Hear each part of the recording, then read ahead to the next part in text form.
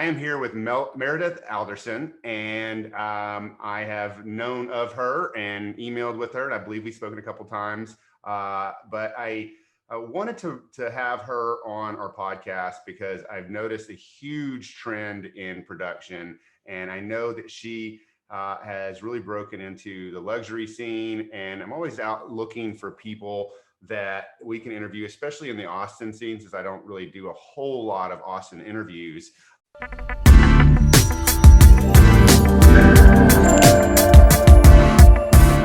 People that can share with any of our listeners how she got to where she was. And so first of all, tell us a little bit about yourself, Meredith. Where are you from and what did you do before you got into real estate?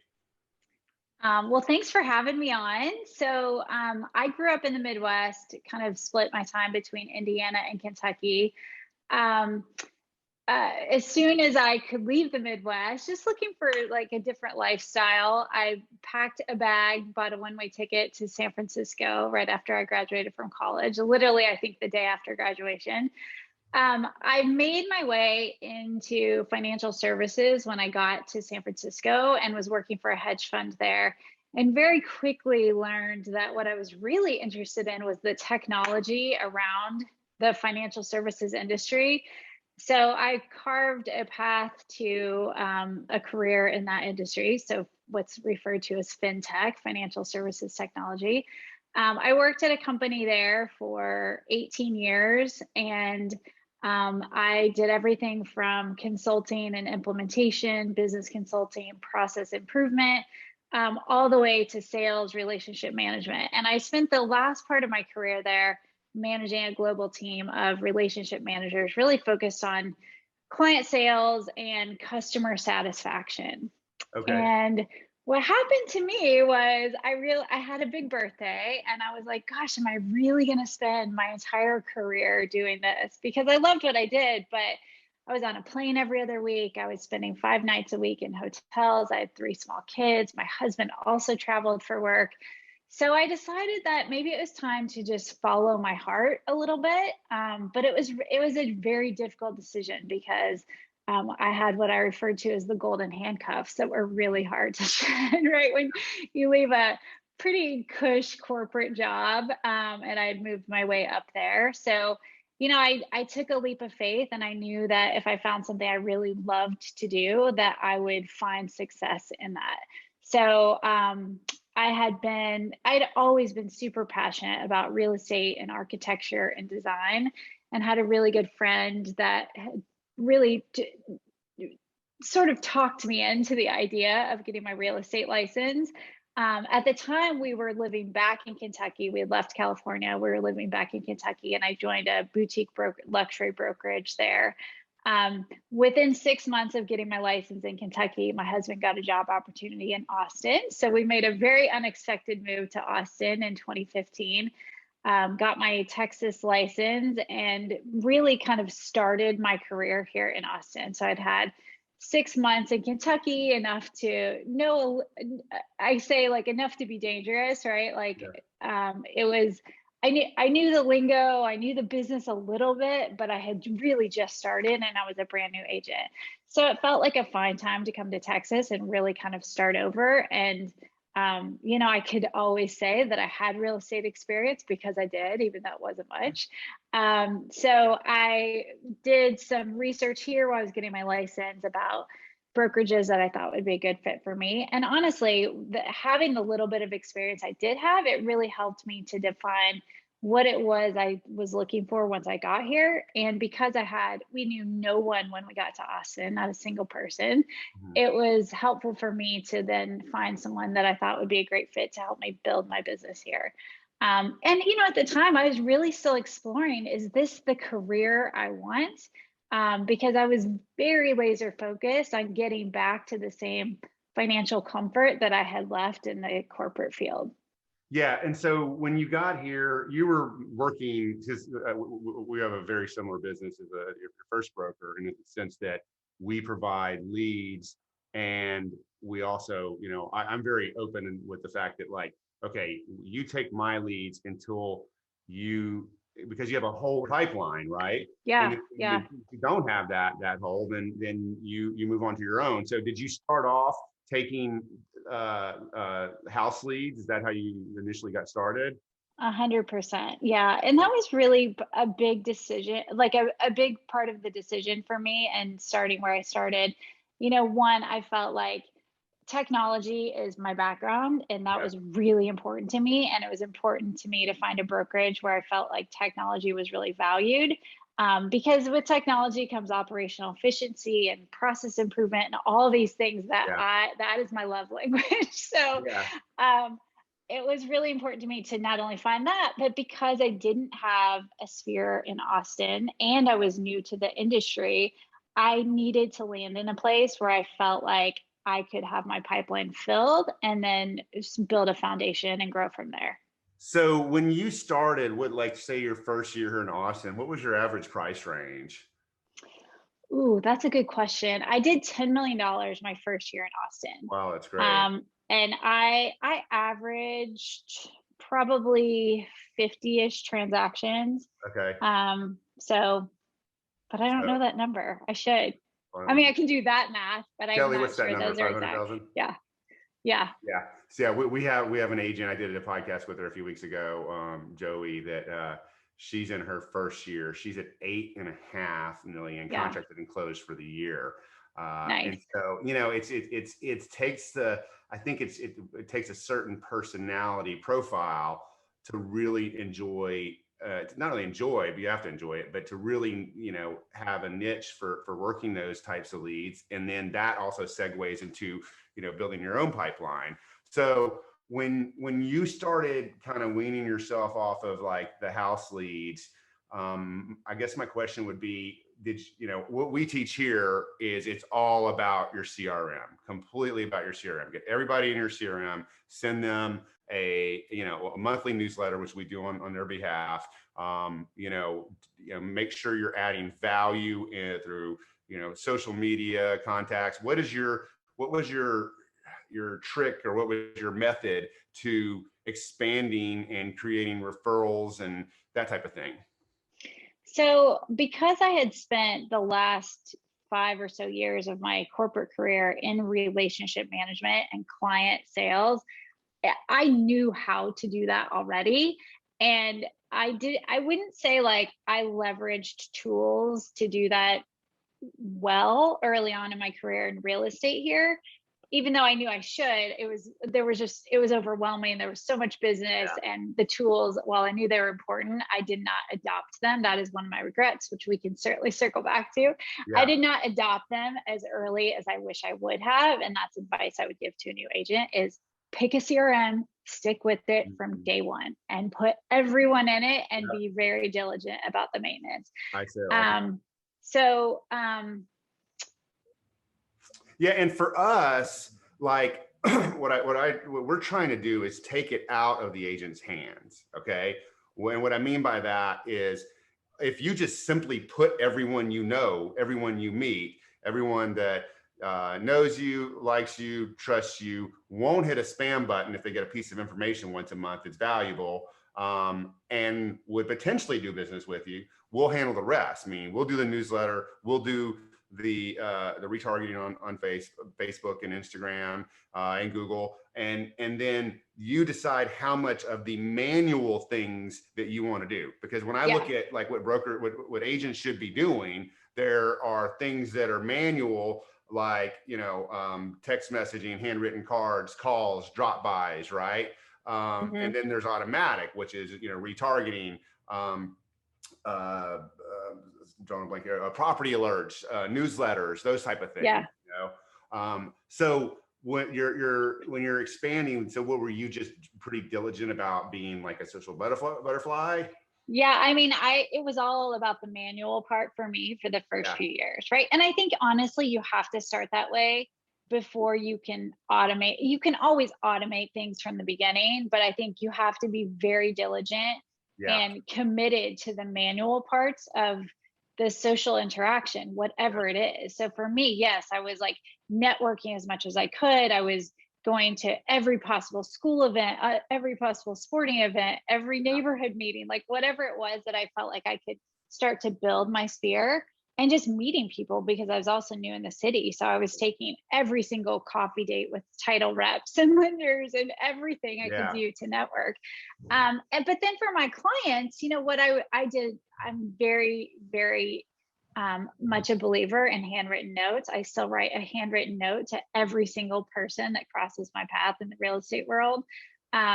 So handwritten notes, I send a lot of text messages. I do a lot of pop buys now, but early on it was just staying connected with people. Yeah. Like I carry around a list of all of my clients in my notebook that have ever closed with me. And I look at it every day and I say, oh, I haven't talked to that person in a while. And I send a quick text message to check in. Yeah. Or I drive through a neighborhood and everyone that's ever bought or sold in that neighborhood, I send a quick message and say, just in your neighborhood, just thinking about you.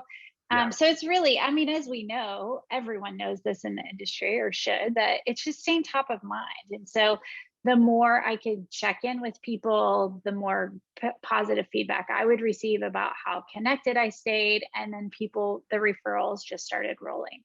And Yeah. once the referrals start rolling, it just snowballs, as you know. Yeah, and you hit the nail on the head. And let me just be clear here that like what we do for automation with our agents is not enough.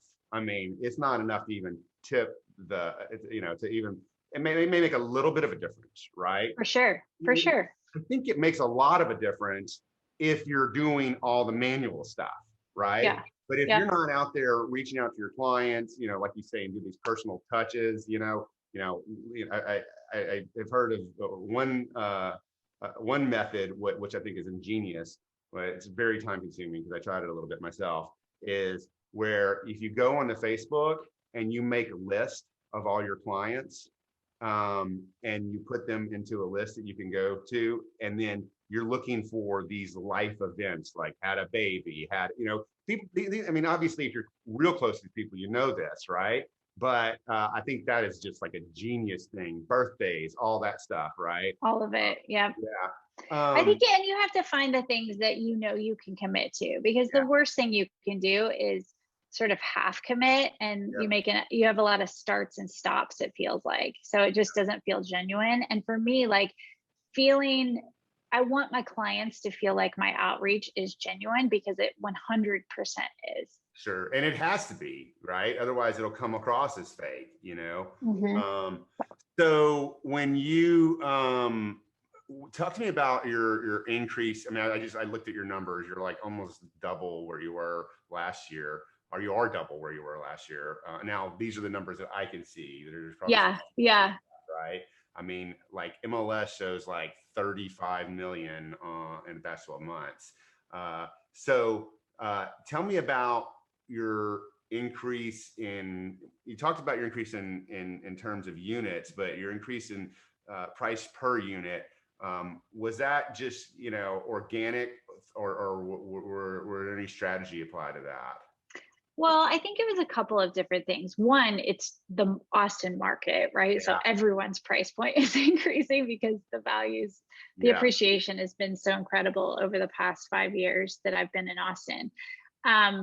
The other thing is, I mean, I would say like my transaction volume, the number of deals per year doesn't really fluctuate that much. I usually end up somewhere between 40 and 50 deals a year, but my sales volume has increased. And so I attribute that to a few different things. One is, obviously, I'm much more experienced today than the day I landed in Austin, right? And didn't know much. And so the leads that were passed to me were first-time home buyers, maybe outlying areas. And I was grateful to work every single one of those, right? Because I was ready to hustle and I wanted to build a business here.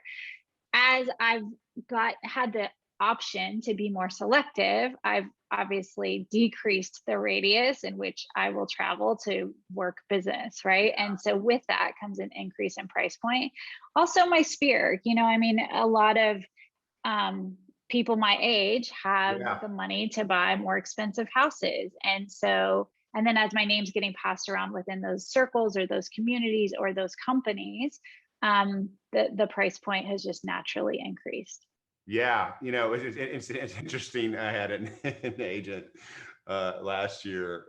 He's young. He's still young. We have a couple agents in their 20s, and maybe a few, but this guy looks young. And then I had another agent was, well, how do I increase my price point? Well, there's two ways that are really going to help. One is to age, and Yeah. number two is to have a kid, right? Yeah.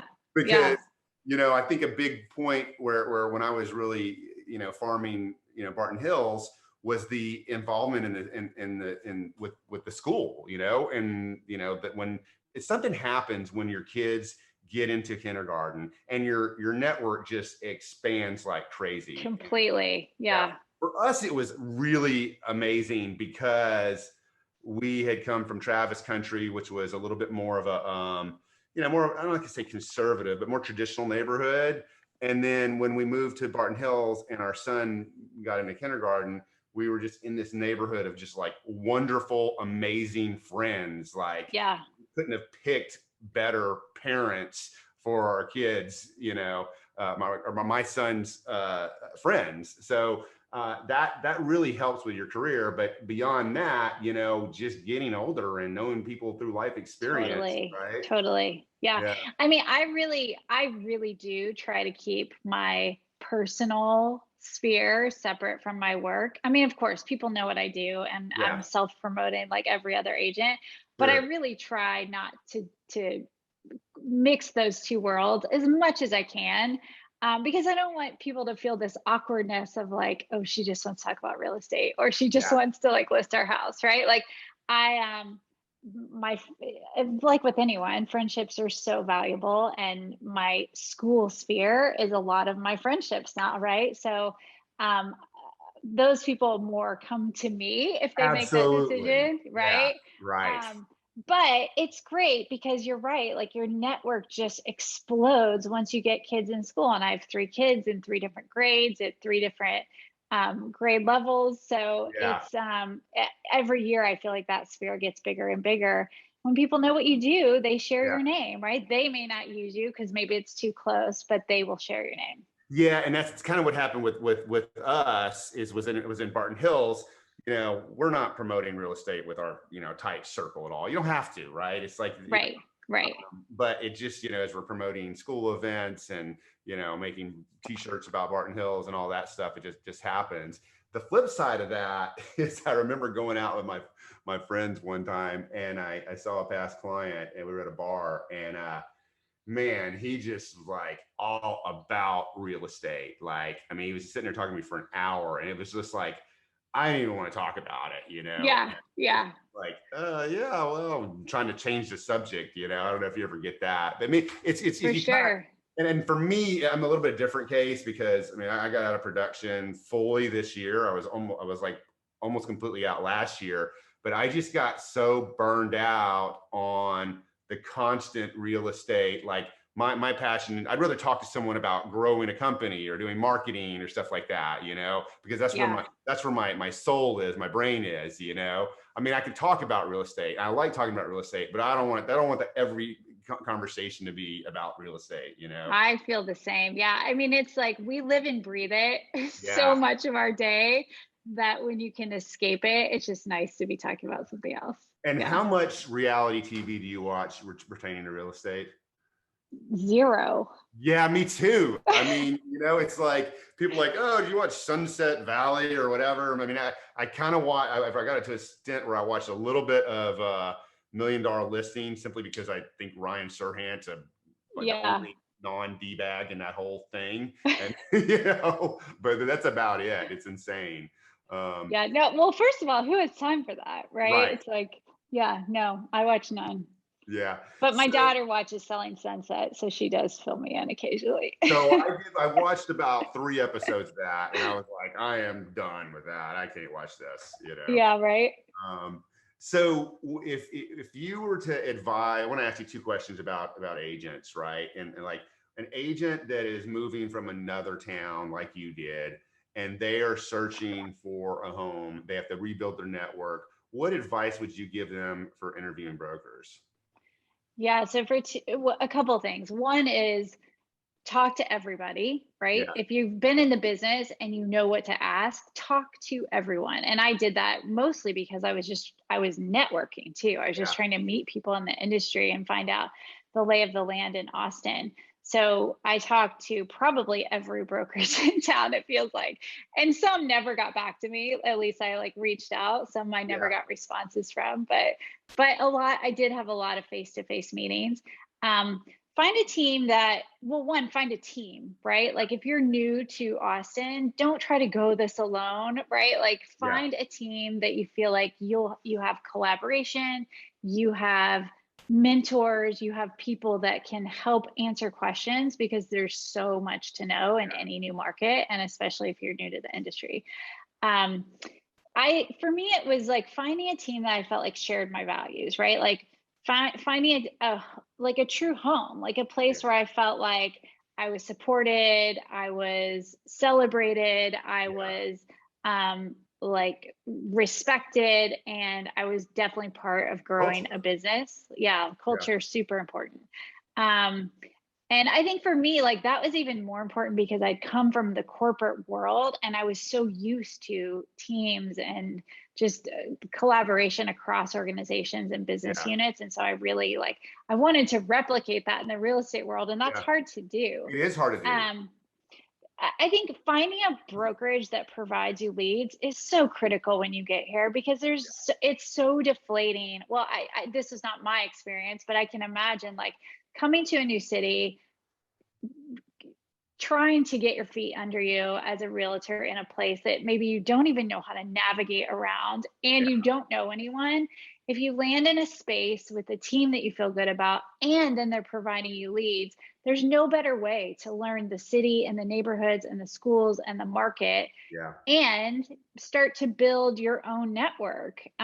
So for me, I was ready to just jump right in, and I cannot stress enough how valuable that is. Like I know for a fact that I would not have the success I have today if Yeah. I had not found a team that was providing me leads. And honestly, like I know there are some agents that'll feel like, oh, well, the split's too low.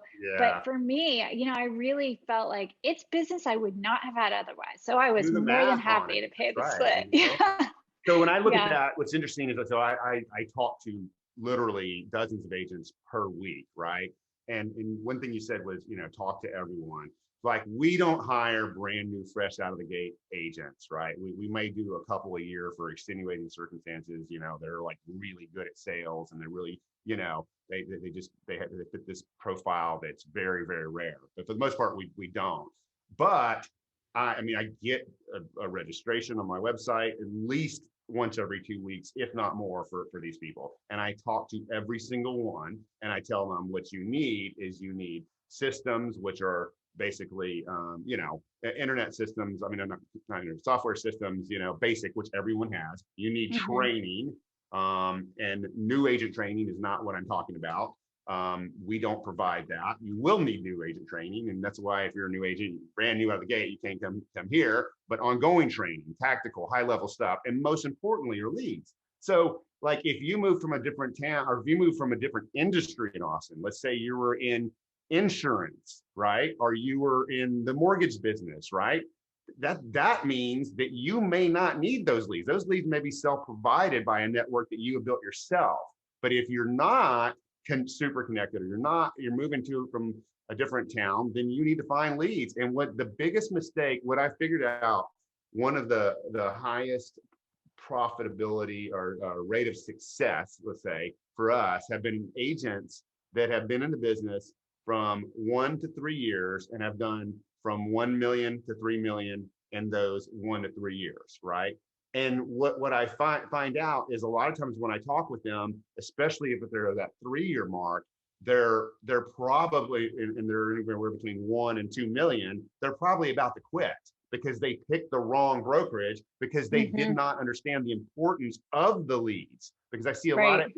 go to places that have tons of support, tons of systems, tons of training. But if you don't have the But leads, no business. but Yeah. no risk, right? Yeah. So I think that you hit the nail on the head. And then I've got one more minute here. So wanted to just say, Where can people find you? You know, what is there a website, social media? Yeah, so I'm at Compass now. You can find me on Instagram, meredithalderson.compass. You can find my website at meredithalderson.com, or you can pick up the phone. You can Google me and you'll find my number, and I'd be more than happy to chat with you. Awesome. Well, thank you so much. I really Thanks, appreciate Ryan. your time today, and hope to see you soon. Thank you.